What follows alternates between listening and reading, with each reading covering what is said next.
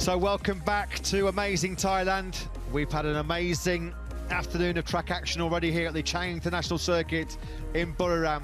Night, and he's back on the bike. He missed the morning, but he's back on the bike for this afternoon. But Matt, I'd say, Raoul. Some nasty food poisoning, not easy at all. So then, Motogp Q1 underway here in Buriram.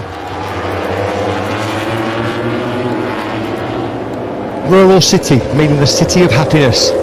It hasn't been a happy weekend so far though in Buriram. Marc Marquez, top of the sheets there, we're watching right now, following Franco Morbidelli.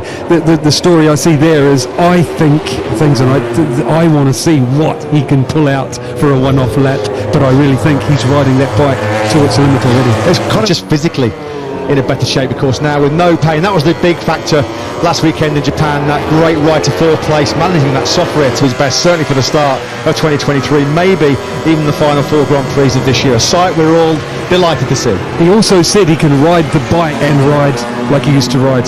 Hey, another positive one is the man ahead of him on track right now. I heard you mention it this morning, Matt. It's great to see some light at the end of the side. Perception that the Yamaha needs to be ridden with a real silky smooth riding style, but Frankie Morbidelli says no, that's the complete opposite. I am the epitome of being a silky smooth riding style, but that's not the style you need on a Yamaha. It's because Fabio Quartararo makes it look so. The Yamaha is the most sort of compliant motorcycle on the grid.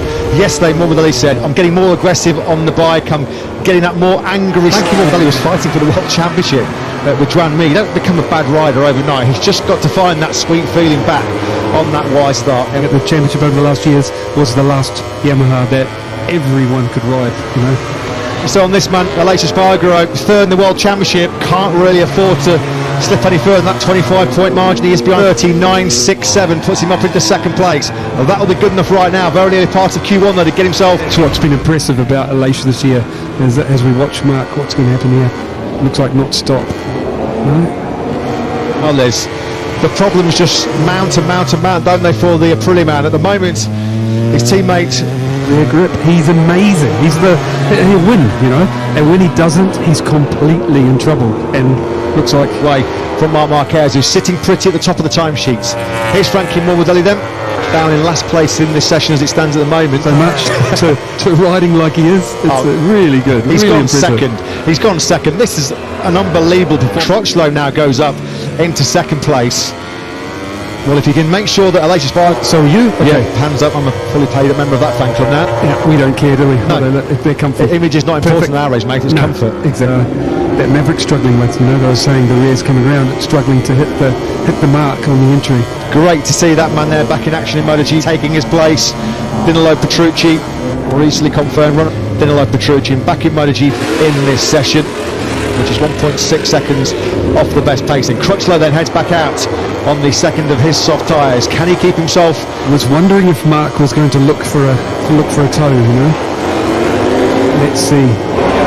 Just directly home circuit. It's Aleix Espargaro, isn't it, on the 41 bike from that distant helicopter shot, or is that Polispan? What can Aleix Espargaro find in these final 4 minutes of the session? He winds the RSGP up to about fifth gear, high on the brake cage, the slowest point of that turn 3. Job done so far for Aleix Espargaro, fastest in the first sector, up by 400 line, and you know he's going to really walk right to the edge. You know he's going to push it, risk crashing. Second gear, stay right there now for the second gear, turn number 9, building speed now on an RSGP, back at 1 gear, turn 12, you can see that Aprilia snaking left, snaking right. That's how hard Aleix Espargaro is having to work here. He's having fighting, he's doing a fantastic job at 1:32.02. Aleix Espargaro goes top of this Q1 session. Massimo Rivola, perfect on that lap, and that's exactly what he was. Now then, under 2 minutes remaining, Marc Marquez still hanging on to hundredths of a second. He already got up to 4th place, Vinales. Marquez through turn 1 looked right on the limit. Matt, you could see his bike. A really strong late lap here. We're into the final minute here in Q1 in Motogp here in Thailand. We're tracking Maverick Vinales. Oliveira here, late charges coming in now. This could be really damaging for Aleix Espargaro. We're all eyes now on the number 93. Now he goes top with a 1:30.03, and Oliveira does go second, and we've already seen Aleix Espargaro rolling out of it. So Aleix Espargaro is here because Aleix Espargaro late on here. How did he squeeze a 1:32.02 out of that Aprilia RSGP after all?